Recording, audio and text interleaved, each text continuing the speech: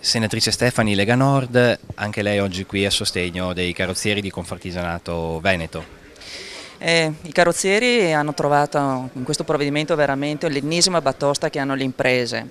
Per loro in particolare questo provvedimento è veramente incomprensibile, anche noi della Lega Nord stiamo facendo anche un'opposizione a riguardo.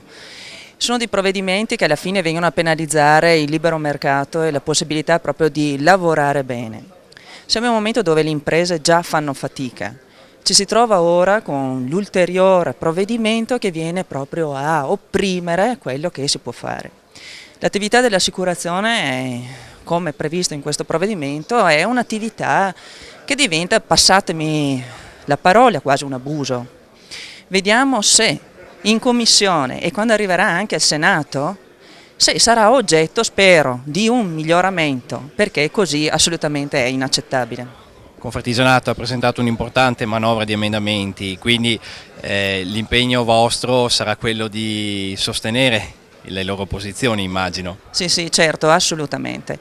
Lo sosterremo perché anche l'Associazione degli Artigiani sta facendo una grande opera a favore di questi carrozzieri che effettivamente si trovano, ripeto, in una posizione che deve assolutamente essere tutelata. Noi della Lega Nord ne faremo una nostra bandiera.